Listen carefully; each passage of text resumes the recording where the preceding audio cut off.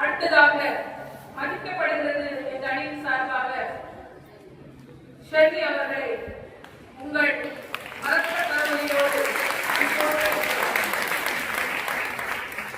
அன்பு தலைவர் அவர்களே, எதிரணியின் வாதங்களை இடிப்போல் தகர்க்க வந்திருக்கும் என் அணியினரே, என் அன்பு ஆசிரியர்களே, இங்கு அமர்ந்திருக்கும் மாணவ செல்வங்களே, என்னுடைய அன்பான வணக்கங்கள். நான் இன்று கலாச்சாரம் மதிக்கத்தான் வருகிறது என்று பேச வந்திருக்கிறேன்.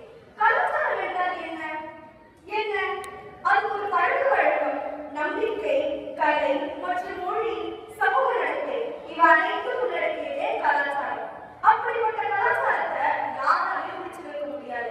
நாம் வளரும் போதே கலாச்சாரமும் வளர வேண்டும். அப்படி வளர்வதால் கலாச்சாரம் பிடிக்கப்படுகிறதா என்ற அர்த்தம் இல்லை.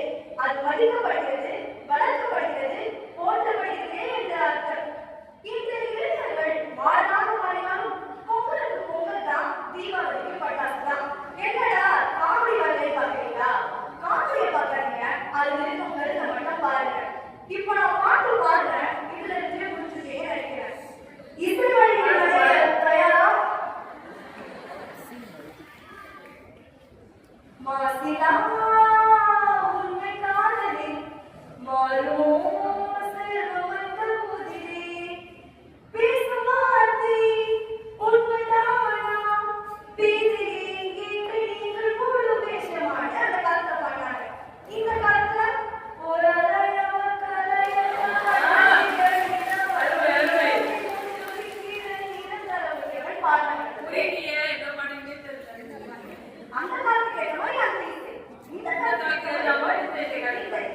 அதே மாதிரிதாங்க கலாச்சாரமும் நகரத்துக்கு ஏற்ற மாதிரி கலாச்சாரமும் மாற்றிக்கணும். கலாச்சாரத்திற்கு மாற்றம் என்பது மிக மிக முக்கியமான விஷயம். மாற்றம் ஒன்றே மாறாதது. இப்போ ஒரு சில விஷயம் சொல்றேன், அதுல இருந்து புரிஞ்சுக்கணும்னு நினைக்கிறேன். எதிரில் பேசுற லோகேஷ்மி சொன்னாங்க, பிளாட்ல இருக்காங்க, அபார்ட்மெண்ட்ல இருக்காங்க, பொங்கல் செய்யறாங்களா, உங்கள் செய்யறாங்களான்னு சொல்லிட்டு.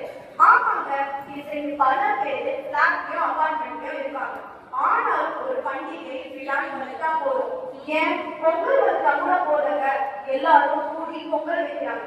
தீபாவளிக்கு பட்டாசு வெடிக்கிறாங்க. இது கலாச்சாரம் இணைக்கப்படுகிறதா என்ற அர்த்தம்? மதிக்கப்படுகிறதே என்ற அர்த்தம். இப்போ உணவு, நம்ம வாழ்க்கையில முக்கியமான அங்கமே உணவு தான். உணவு இல்லை என்றால்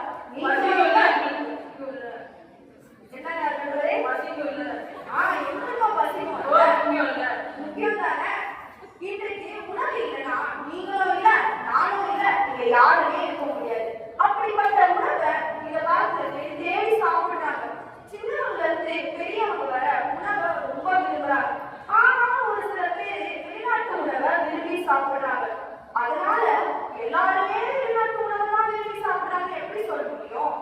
ஆனாலும் கூட நம் தமிழர் பாரம்பரிய முறைப்படி எப்படி பாரம்பரிய முறைப்படி சமைப்பதுதாங்க பார்க்கிறாங்க.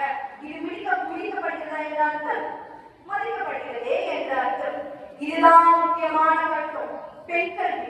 என்னடா இவனால நல்லதானையா பேசிட்டு இருந்தா கட்டில கூட்டுற மாதிரி பேசுறேன்னு பாக்குறீங்களா? இல்லங்க, பெண் கல்வி என்பது மிக மிக முக்கியமான விஷயம். அந்த காலத்துல பெண்களை கூட்டி வச்சாங்க. பெண்கள் வீட்டு வேலைகளை செய்யவும் குழந்தைகளை பாதுகாக்கவும் மட்டும்தான் தகுதியானவர்கள் சொன்னாங்க.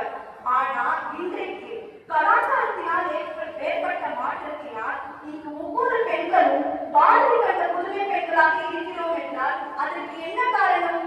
கலாச்சாரத்தில் ஏற்பட்ட மாற்றமே காரணம். அப்படி கலாச்சாரத்தை மாற்றணும்னா இன்னைக்கு நாம குடிச்சு பேசிருக்க முடியாது.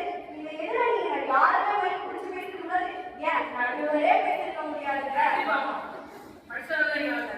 அதனால மீண்டும் மீண்டும் கலாச்சாரம் மதிக்கத்தான் படுகிறது என்று என் உரையை ஆணித்தனமாக சொல்லி எனக்கு வாய்ப்பளித்தமைக்கு நன்றி கூறி என் பாடத்தை நிறைவு செய்கிறேன். நன்றி, வணக்கம்.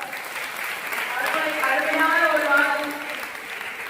எல்லா உணவு, நம்முடைய பழக்க வழக்கம் என கலாச்சாரம் எல்லாவற்றையும் சொல்லிக் கொண்டிருக்கக்கூடிய இந்த வேளையில் திடீர்னு அழகாக நம்முடைய பெண் கல்வி பெண்களுக்குள்ள ஒரு பணி. எனவே நம்முடைய கல்வியினுடைய அவசியத்தை ரொம்ப அழகா சொல்லியிருக்கிறாங்க. அவர்களை எதிர்த்து இப்படிப்பட்ட கருத்துக்கள் எல்லாம்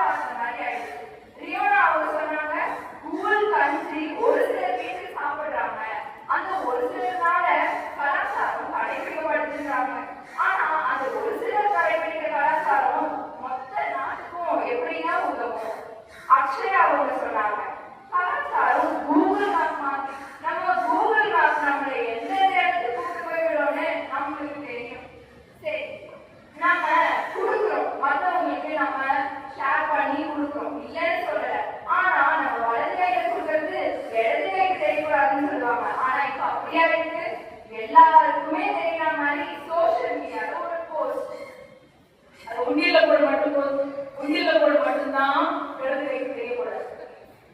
ஆனா இப்ப தெரியறதுக்காகவே தான் எல்லாமே பண்ணிட்டு இருக்காங்க. 2 பாசம் இங்கே கொடுத்துட்டு உடனே ஒரு போட்டோ எடுங்க, நான் கொடுக்குற பாருங்க அப்படின்னு. நீங்க அதான கலாச்சாரம். அதுவே கலாச்சாரமா உண்மைதான். ஒரு காலத்துல பாரதியார் கல்வி போன்ற எழுதிய புத்தகங்களை நாம படிச்சுட்டோம். இப்ப இருக்க புத்தகங்கள் நவீன காதல் தான் அதிகமா இருக்கு. இப்பெல்லாம் கதாநாயகனும் படங்களை காப்பாற்றுறது அவங்க காதல் மட்டும்தான். கலாச்சாரம் ஆல்ரெடி லெஃப்ட். நம்ம தமிழ் காலத்தில் கம்பன் நாவல ஆளுநர், இப்போ தமிழ் கலிக்கிறதாங்க. சரி, ஆங்கிலத்து நாளைக்கும் நம்ம தமிழ்ல எவ்வளவு அதிகமாயிடுச்சுன்னா ஆக்சுவலி லிட்டரலி பேசிக்கலி லைக் அது இதுன்னு சொல்லி நம்ம தமிழை கதவையாக இருக்கிறோம். மொழியை உயிரோடு வச்சுக்கிறது,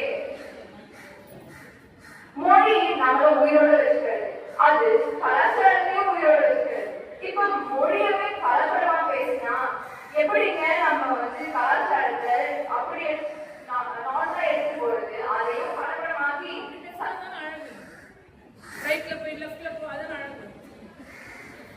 போய் லெஃப்ட்ல சொன்னது அழகு. சென்னை அழகு தான் லாங்குவேஜ். ரைட் லெஃப்ட் அப்படி சொன்னா அழகு. அது போய் ட்ரெண்டுங்க. இங்கிலீஷ்ல பேசினா நல்லா படிச்சவங்க அப்படிங்கிற மாதிரி ஒரு கான்செப்ட் நம்ம மண்டையில உருவாயிடுச்சு. சரி, விழாக்கள் வந்தா வீடெல்லாம் தோரணம் கட்டி மாலை கட்டி வீடு ஃபுல்லா சிரிப்பொலியா இருக்கு. இப்ப என்னன்னா ரீல்ஸ், ஷார்ட்ஸ், ஸ்டோரின்னு போட்டு ஒரு கொண்டாடி ஒரு உதாரணத்துக்கு எடுத்துக்கலாம். இப்ப நம்ம ஒரு ஃபில்டர் போட்டு போட்டோ எடுக்கிறோம் இல்லையா, அந்த மாதிரி ஆயிடுச்சு. ஈவெண்ட்டுக்கு ட்ரெஸ் போட்டுட்டு கலாச்சாரத்தை ஃபாலோ பண்ற மாதிரி வீடியோ மட்டும் எடுத்து அதை அகற்றி வச்சுட்டு. சரி, தமிழ் புத்தாண்டு எப்பன்னு நம்மளுக்கு லீவ் விட்டா மட்டும்தான் தெரியும். ஆனா நியூ இயர் பார்ட்டி பீச்சில் எங்க சுத்த முடியுமோ அங்கெல்லாம் சுத்துறதுக்கு யாருமே நம்மளுக்கு சொல்ல தேவை. மரபுரை போட்டா கன்சர்வேட்டிவ்னு சொல்ற நாம ஒரு பார்ட்டி ரெட்ரோ தீம்ல இருக்க பார்ட்டிக்கு வேஷ்டி சட்டை போட்டா குடும்பமே இப்போ வாட்ஸ்அப் குரூப் ஆகிடுச்சு. நம்ம குடும்பமே ஒரு வாட்ஸ்அப் குரூப் ஆகிடுச்சு. நம்ம மத்தவங்க முதல்ல பார்த்து பேசணுமோ இல்லையோ அவங்க டிவியை மட்டும் ரெகுலரா பார்த்துட்டு. கலாச்சாரம் குடும்பத்துல தான் தொடருது. அந்த கலாச்சாரம் அதுவே, அந்த குடும்பம் அதுவே இப்போ குரூப் நோட்டிபிகேஷன் முடிச்சிருது.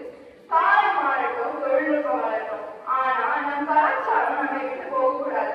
கலாச்சாரம் இல்லாத முன்னேற்றம் ருசி இல்லாத சாம்பார் மாதிரி. ஓ, சாம்பார் பிடிக்காதுல, பிரியாணி மாதிரி. எனவே கலாச்சாரம் இக்காலகட்டத்தில் மிதிக்கத்தான் பட்டுக் கொண்டிருக்கிறது என்று என் கருத்தை ஆணித்தனமாக கூறி விடைபெறுகிறேன். நன்றி, வணக்கம். திடீர்னு சந்தேகம் வந்துச்சு, எந்த அணிக்கு பேசுறாங்க, மதிக்கிறாங்களா